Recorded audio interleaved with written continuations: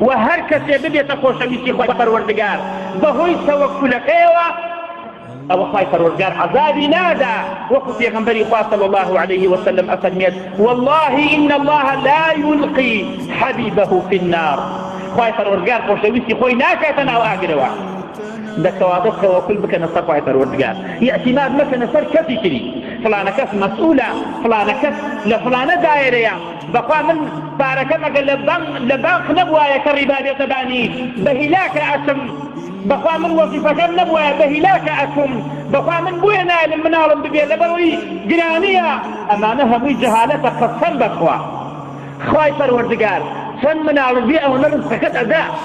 الرزق للاي خواي پروردگار التوكل بك نصر خدا كي لبرسيان مرجي وجانا أزلكت هاتوا كس لبرسيان أمريا بۆیە هەر کەسێ خوای پەروەردگار خۆشی بێ خوای پەروەردگار دوعاکانی قبوڵەکە داوای هەچی بکە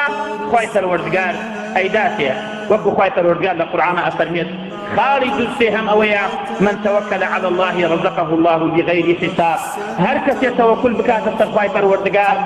پەروەردگار ڕزقی ئەدا بەبێ حساب و بەبێ ئەجر خۆشی نازانێکەوتێ پێغەمبەری خوا صلى الله عليه وسلم لە حەدیثێکدا ئەفەرمێت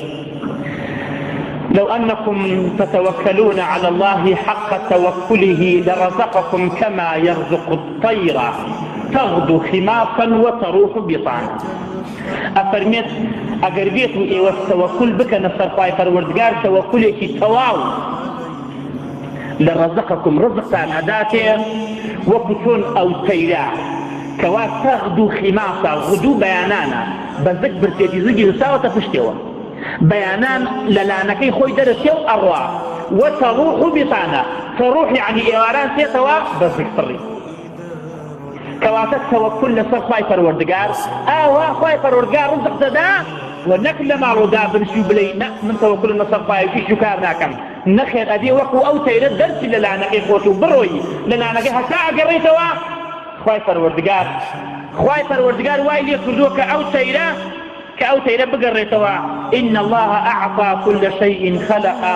خلق ثم اهتدى خواي پروردگار أوتينا واليكا لو هلاني خوي درسيو بزك برسيتي إيوانا لولا أوتيتو بزك بريت كواتا توكل كردنا سر خواي پروردگار رزق تدا بدي حساب ومن توكل على الله كفاه الله وحماه هر کس توكل بكات سر خواي پروردگار بسيتي خواي پروردگار سري أخا خواي پروردگار يارمتي أدا خواي قول القرآن في روزة أفرمت أليس الله بكاف عبده لسورة الزمر دا ولا قراءة فترهات أليس الله بكاف عباده